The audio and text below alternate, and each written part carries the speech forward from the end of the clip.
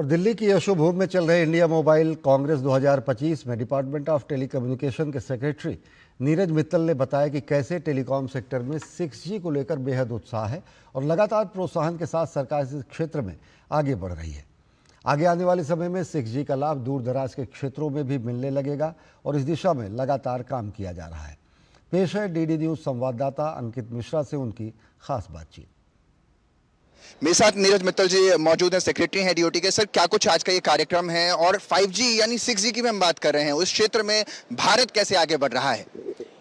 आप लोगों ने कल सुना होगा, प्रधानमंत्री जी ने बोला कि हम लोग 5G, 4G, 5G और 6G। 4G में हम लोग पीछे थे, 5G में सब पूरे विश्व के साथ हम लोग साथ मिलके चले और 6G में हमारा लक्ष्य है कि हम आगे बढ़ेंगे। उसमें कई चीज़ें हैं, R&D करनी है, प्रोडक्ट्स करने हैं, स्टैंडर्ड्स में पार्टिसिपेट करना है, पेटेंट्स लेने हैं।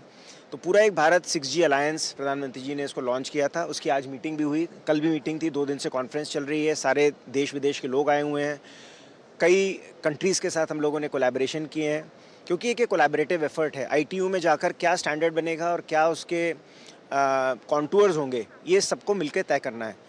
और देश के लिए 6G, अगर आपने कल प्रेजेंटेशन भी देखा हो तो 6G में 3-4 नई चीज़ें हैं। रिकन्फिगरेबल सर्विसेज, AI इन नेटवर्क्स, इंटीग्रेटेड सेंसिंग, ये सारी चीज़ें देश को और हमारी जो अर्थव्यवस्था है उसको एक कम्प्लीटली ट्रांसफॉर्म करने का पावर रखती है। तो हम लोग we are all looking forward to make this happen.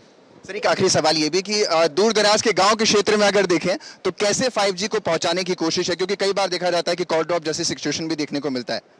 The 5G technology is already across all the districts in the country. It's only a question of greater adoption by people, which will happen as people find it more and more useful. Thank you. Thank you so much.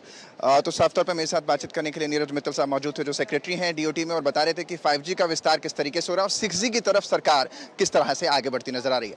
Camera person देश बंधु के साथ अंकित Mishra, DD news, Delhi.